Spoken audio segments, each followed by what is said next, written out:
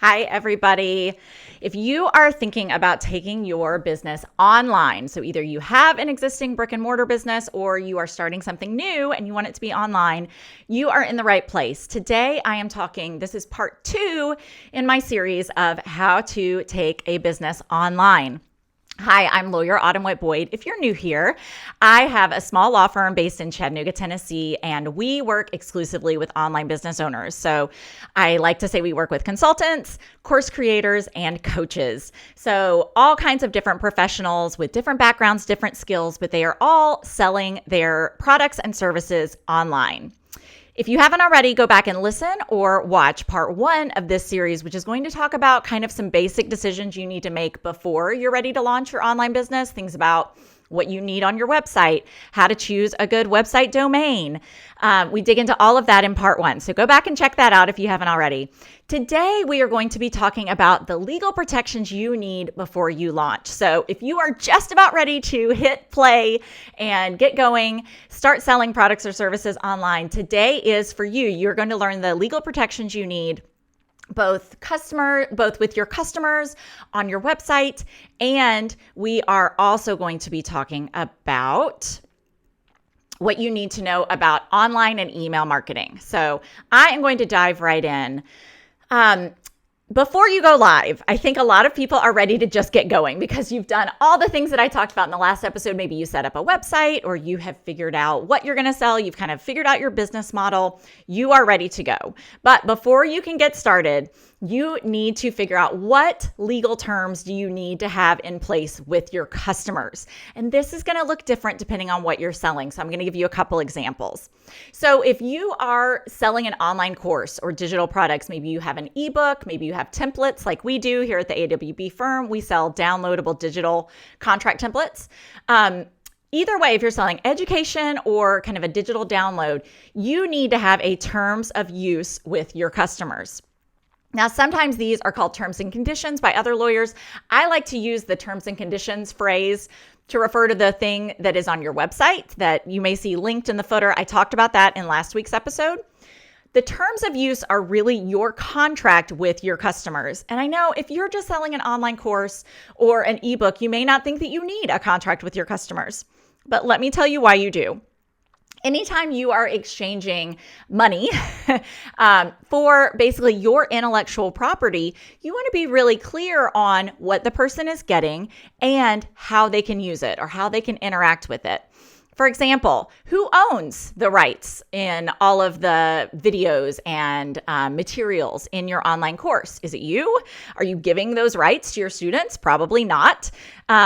So you want to make sure that that is spelled out very carefully. You want to include a refund provision. Even if your policy is that you don't give refunds at all, you want to spell that out so that if your students or customers have questions later, they can refer back to it. You're going to hear me say this over and over. The goal of a contract is not to trick anyone or hide things. It's really just to put in writing the things that hopefully you've already talked about with your customer. Maybe they're on your website already, they're in your sales page, or if you have calls with customers before they enroll in your program, it's the same things you're already talking about. These are the questions that should come up during your sales conversations. So we're going to want to make sure that we have a good terms of use. And this is going to become even more important if you have interactive areas. Let's say you sell an online course that maybe has a Facebook group that goes with it only for members, or if you're doing maybe a group coaching program. You want to make absolutely sure that you are outlining any rules for how people should behave in that group. You want to make sure that you have the right, as the person running the group, to kick someone out if they are causing trouble. So there's lots of problems that can come up as you start to run an online business. I think a lot of us think it's going to be very hands-off. You're sipping a Mai Tai by the beach with your computer. That is not the case.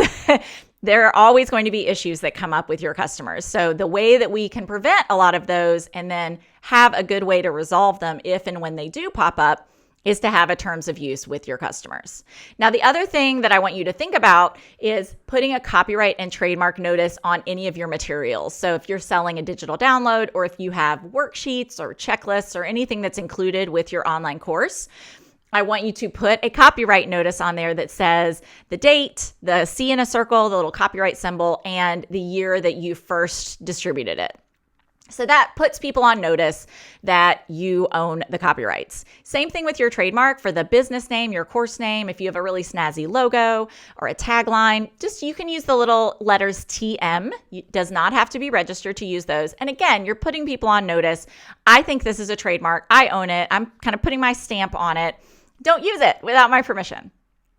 All right. Last week, we talked about different kinds of teachers that may be now starting to deliver their services online, like, for example, a piano teacher or a yoga teacher.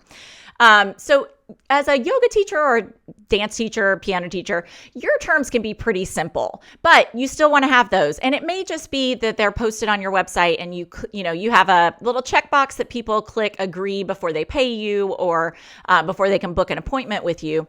So for you, I want you to think about, what rules you have around appointment times, how much advance notice do you need before an appointment, or if someone wants to cancel, how is that handled? Can they just rebook? If they cancel 5 minutes before, do they forfeit the lesson, or if they just don't show up? Any kind of rules. Most people who are doing one-on-one teaching have some sort of rules around their appointments. So think about that. If you are providing materials, just like I talked about with the online course creator, if you have worksheets or if you're providing materials that they're using as part of your work together, you want to make sure that either if you created it, it has your copyright notice on it. You want to tell people whether they can copy it, hand it to a friend, share it with a family member or not. And if you're using something that doesn't belong to you, that maybe you're copying it from a workbook or something, you can tell people, I have either paid a license or I have permission to use this, but you don't. You can't go sell it. You should be getting permission to use any materials with your students, but that may not extend to them then taking the next step and doing something else with it. So any rules you have around your materials, you want to put in your terms. Are you recording lessons for later replay? Either you, the teacher, or are your students allowed to do that? This varies a little bit by state, but in most states, you do need to either tell the person that you're recording them or get their permission before you're recording them. So just however you want to handle that, whatever state you're in, or if you have students in many states, you might want to do a little research, or you can just play it safe and always ask your student before you hit the record button. But you want to let people know how you're going to handle recording lessons. Are you going to do it? Is it allowed by them? Will you send out the replay? If you're using Zoom, those files can take up a lot of space on your computer or in the cloud. You may have to pay for that storage. So just think about whether you want to do that, whether it makes sense. And I'll go ahead and mention here, as you are starting to build your business, some of this may evolve. So don't feel like you have to have everything perfect and set in stone on day one. Just give it your best shot. Think about how you would like things to work. And then in a couple of weeks or months, you can always change them. If you do change them, you'll want to get people to sign them again. That is the only trick. And then, of course, with the teacher, any payment terms around when is payment due? Are they paying you monthly or by the lesson? Do you have a refund policy? Even if your policy is no refund, you definitely need to include that. Let people know just how that will all work. And always include a termination clause. So that's if someone wants to end. Let's say if they bought a package of 6 lessons and after 4, they're kind of over it. They don't want to do it anymore. How does that work? Do they get a refund for the other 2? Are those just lost? How do they tell you that they don't want to move forward anymore? Or if you want to fire them, if they are not doing what they're supposed to be doing, being difficult to work with, causing trouble, if they're always late, you may want to end the relationship too. So you want to have a way for you to do that.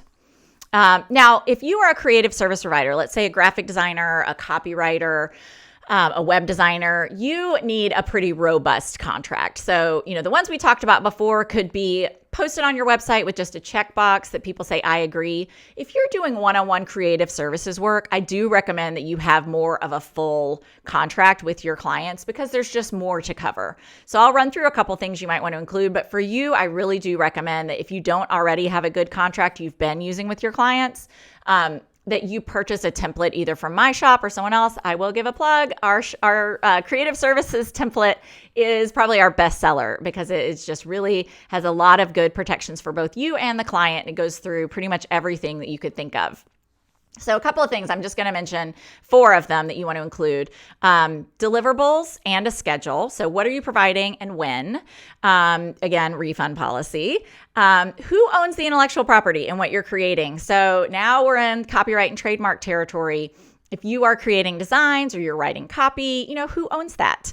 That may be different for different clients. So you want to think through that. And again, termination. So again, if you are not enjoying working with the client, or if they're being a problem child, you may want to fire them. Or if the client isn't happy with your work, one of the issues with creative services is it is in the eye of the beholder. Sometimes you think you've done a great job and the customer just doesn't like it.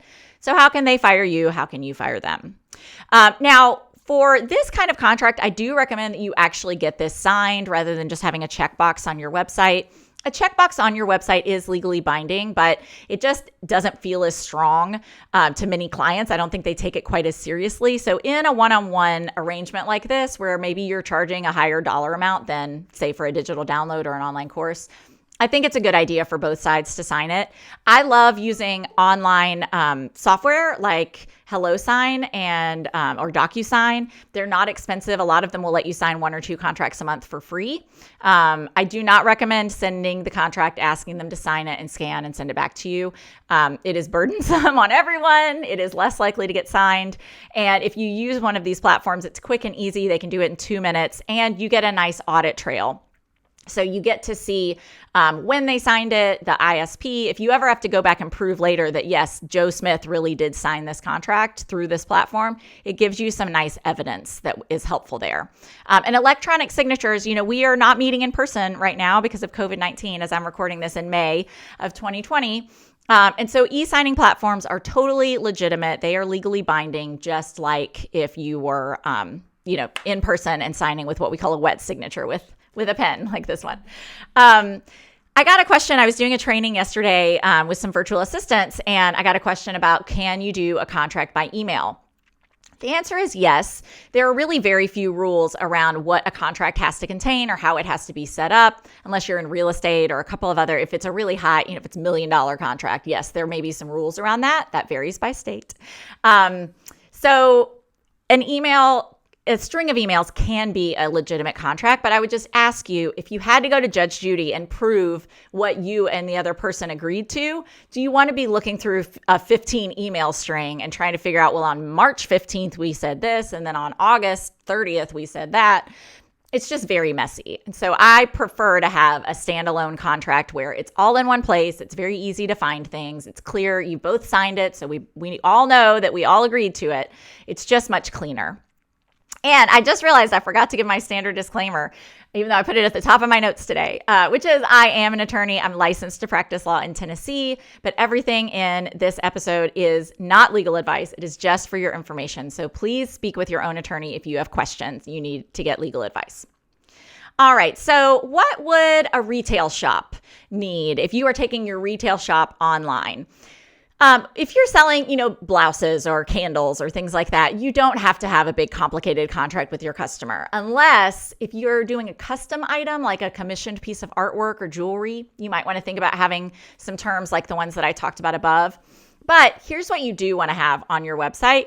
You want to have a clear return policy, a clear refund policy, and clear shipping policies. So when all of those things, you want to set out expectations. So can someone return something, and is there a time limit on that? Same thing for refunds.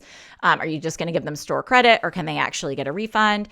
And what are your shipping policies? How long will things take? Do you provide insurance? Think through all of that and just put those on your website, and you might put a link to them at checkout.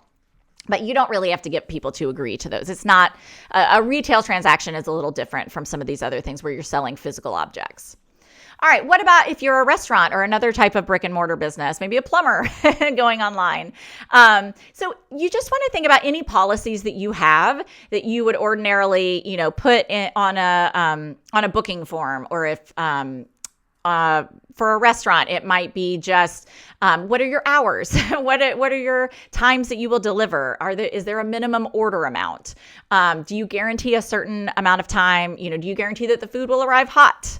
Are you using a third-party vendor for for your drivers, just any kind of terms around that. Think about your policy. It's really more policies than a contract. Put those on your website. Again, we just want to we want to set the expectation. We want to meet those expectations. So we want our customers to be happy when they get their food.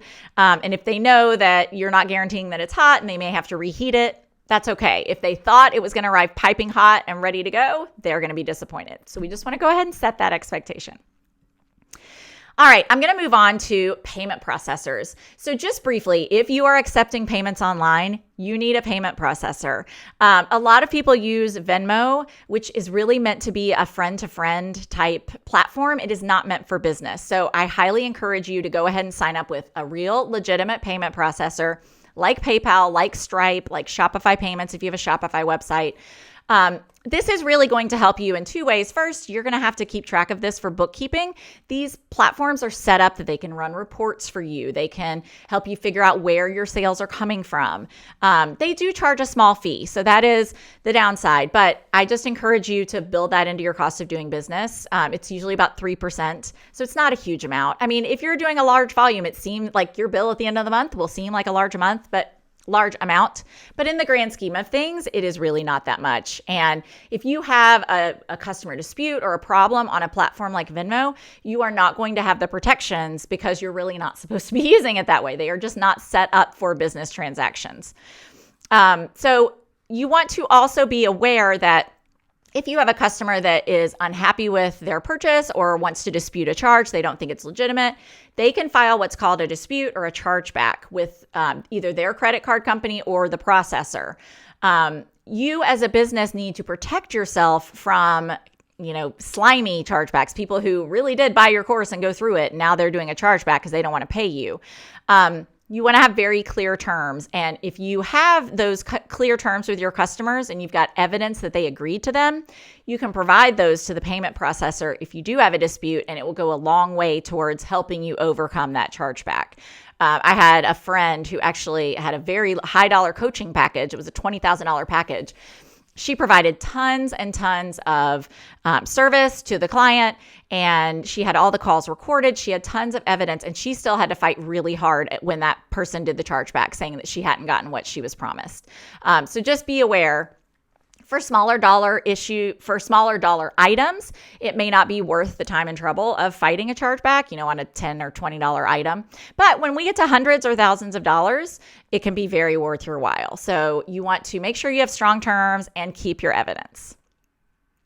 All right, now I know you're ready to get going, but don't forget that you may need to register with your state as a business. As soon as you accept money for your products or services, congratulations, you're a business owner. You may want to set up an LLC or a corporation. I'm not going to dive too deeply into that in this episode. Go listen to episode 4 of our podcast, the Legal Roadmap podcast, if you haven't already. That covers some things you want to think about there. But even if you decide to stay a sole proprietor, that's kind of the default. That's what you are, even without doing anything. Your state or county or city or local entity may still require that you register with them. This is different in every state. I highly recommend that you check with your local SBA, Small Business Administration office on this. They will often have tons of free resources, a checklist. They'll tell you where to go for the different things. You may also need to get a business license. Again, your local SBA office is a great resource for this. If you are selling physical products, you are going to have to deal with sales tax. And most digital products you don't, but it kind of depends state by state. But for physical products, you definitely will. You're always going to have to collect sales tax and remit it to your state. So the customer pays it, and then you collect it and send it to the state. You do have to register for this. I'm fairly certain they're all online at this point, but it is kind of one more step that you're going to have to take. Go ahead and do this early. It's a pain in the neck. I know it's more paperwork, but believe me, it's easier to do now when you're just getting started than in a month or two when hopefully you're very busy with orders and customers needing your help. You may also have to collect sales tax in other states. Some of the e-commerce platforms will help you with this, and there's other service providers, but make sure you check into that. You're also going to want to, as I mentioned, you have to do bookkeeping. You're going to want to set up a separate bank account for your income and expenses. So you want all of the business money to be separate from your personal money because you're going to have to pay taxes on the business money, and it's much easier if it's just all in one place. You may want to use a spreadsheet if you're early, or you may want to use accounting software like QuickBooks to track your income and expenses. You don't have to do that from day one, but setting everything up in a separate bank account makes it much easier when it does come time to get everything sorted out later. And then I highly recommend that you save at least 25% of your revenues. Just kind of take that off the top for your federal and state income taxes. So I think a lot of business owners fall in this trap when you're starting to make money and you've probably had a lot of expenses. It can be very tempting to just go ahead and pay that money to yourself or spend it or put it back into the business. But if you are running a profit, you have to pay income taxes. So you're going to need to save some money for that. I recommend setting up a separate bank account and just kind of putting that money over there so you don't even see it. And you kind of pretend it's not even yours because it really isn't. You will also have to pay estimated tax payments. So the government knows that it's hard to pay all of that money in a lump sum once a year. So they ask you to pay it quarterly. So you're going to have quarterly estimated tax payments. This can be both at the state and federal level. If this all sounds very overwhelming, I totally understand. Now is a great time to meet a bookkeeper or meet a CPA who can help you sort out all of these numbers. Again, you're going to spend a tiny bit of money and time and energy on the front end, but it's going to set you up so that things run smoothly. As you get busier, it's going to be harder to deal with all of these things. So go ahead and see what you need to do on the front end. If you're just making a tiny bit of money, you may not meet the threshold to be required to make those quarterly tax payments, but it's good to go ahead and investigate, figure out when you are going to hit that so you kind of know it's coming. All right, so we have gotten our business legally legit. We are ready to start doing some marketing. So I want to talk about two things in marketing: email marketing and social media marketing. They are similar, but a little bit different. And there are rules around both of them.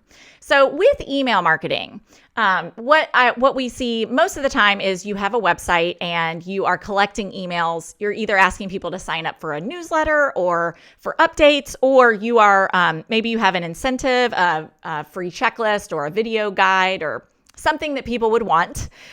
Usually it's an info product that they give you their email, and in return you give them this product and you kind of keep contacting them, follow up with promotions. Or you may, let's say if you're a teacher, you just have all of your students' emails and you send them updates from time to time. Or if you're a store, you have people sign a little sheet at the checkout and you ask for their emails to send them, information. Here are the rules for email marketing. If you have an opt-in form, a contact us form, or a newsletter sign up on your website, you have to have a privacy policy. If you think you have anyone coming to your website from the EU, from the European Union, you have to comply with their rules for a privacy policy. You've probably heard about this. It's called GDPR.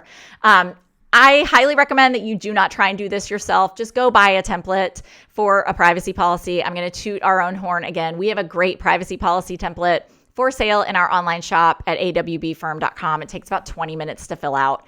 And then you can kind of set it and forget it. You don't have to keep updating it unless there's a major change. So you have to have that privacy policy. It's required by law if you're doing email marketing because you're collecting people's private information. Your email marketing also has to comply with a law called CAN-SPAM. So this is why if you receive marketing emails at the bottom, you probably see a little unsubscribe button. You have to give people the choice to opt out. And if you're using a major provider like MailChimp or ConvertKit, any of the big email service providers, they're going to basically make you comply with CAN-SPAM.